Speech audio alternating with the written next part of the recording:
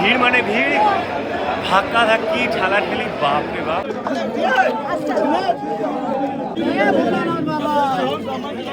ওম নমঃ পার্বতীপতে হর হর মহাদেব।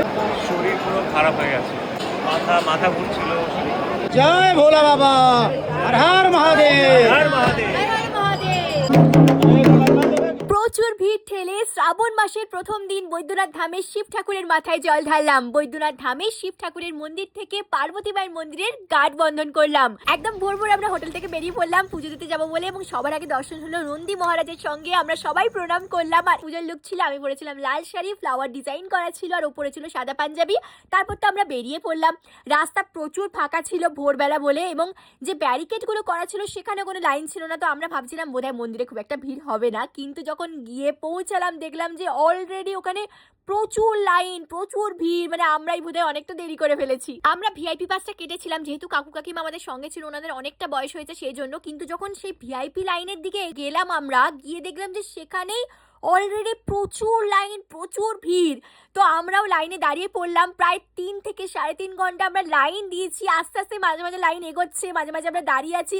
কিছুক্ষণ পর তো আমার একটু শরীর খারাপ করছিল, যেহেতু প্রচুর ভিড় ছিল, সাফোকেশন হচ্ছিল, সকাল থেকে কিছু খাইনি। তো আমি তো শিব ঠাকুরের কাছে এটাই প্রার্থনা করছিলাম যেন পুজো দিতে পারি, কোনো বাধা না পড়ে।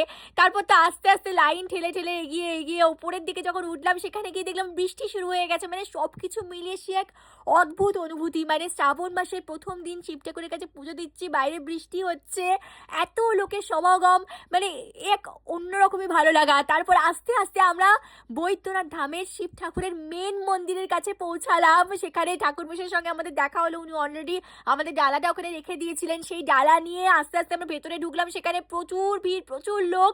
শিব ঠাকুরের মাথায় জল দিলাম। বাবা বৈদ্যনাথ ধামে শিব ঠাকুরের দর্শন হলো, প্রণাম করলাম। করে যখন আমরা ওখান থেকে বেরোচ্ছি, তখন যে পরম শান্তি, মানে এই শান্তিটা, এই অনুভূতিটা সত্যিই বলে বোঝানো যায় না। খুব ভালোভাবে আমরা পুজো দিয়েছি। আমরা সবার আগে গেলাম দেবী পার্বতী মায়ের মন্দিরে মাকে দর্শন করতে। মাকে দর্শন করে বেরিয়ে হলো আমাদের গাঢ় বন্ধনের পুজো। ঠাকুর বসেই আমার আঁচলের সঙ্গে ওর সাথে গাঢ় বেঁধে দিলেন এবং পুজো করা হলো। এবং সেখান থেকে আমরা গেলাম শিব ঠাকুরের মেন মন্দিরের সঙ্গে পার্বতী মায়ের যে মন্দির, সেই মন্দিরের গাঢ় বন্ধন করতে।